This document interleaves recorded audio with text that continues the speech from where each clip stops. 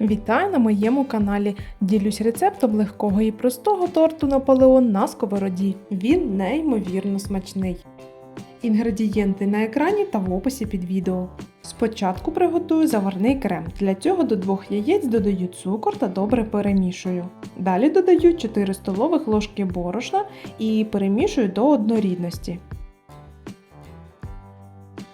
Потім додаю 2 столових ложки кукурудзяного крохмалю. Саме він дає крему більш ніжну структуру. Все добре перемішую і тільки тепер потрохи додаю молоко.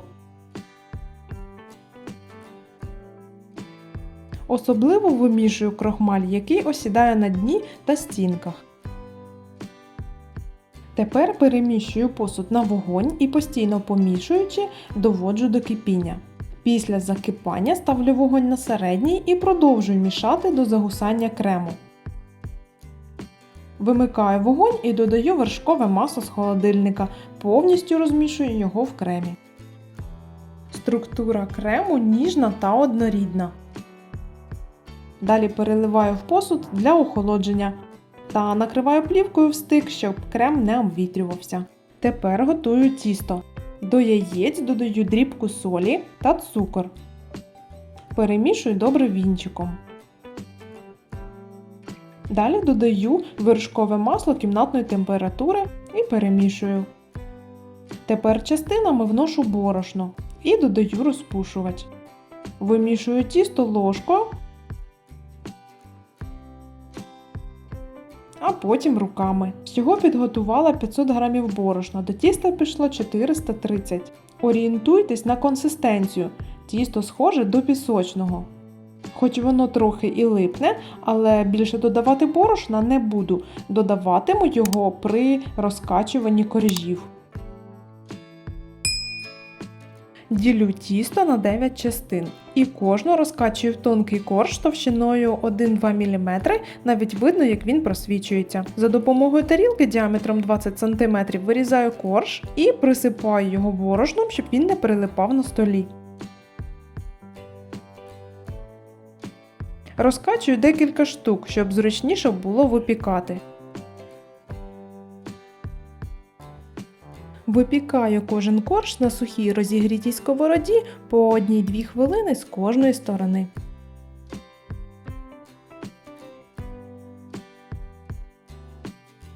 Та перекладаю для охолодження на решітку. З усього тіста в мене вийшло 12 коржів. 11 рівних і ось такий один корж нерівний та шматочки тіста, які я також підсмажила. Крем охолонув до кімнатної температури. Подивіться, яка гарна ніжна структура даного крему. Тож складаю торт.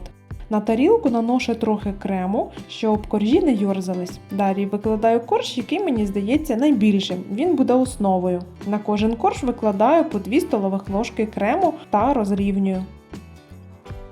Викладаю так всі 10 коржів, перемазуючи їх кремом, а також змащую боки, заповнюючи щілинки між коржами.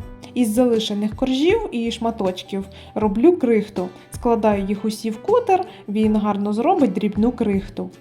І тепер обсипаю щільно зверху, а лопаткою по бокам.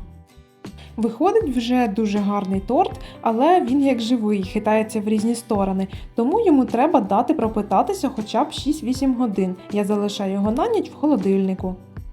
На ранок торт гарно пропитаний та стабільний, в розрізі видно кожен корж.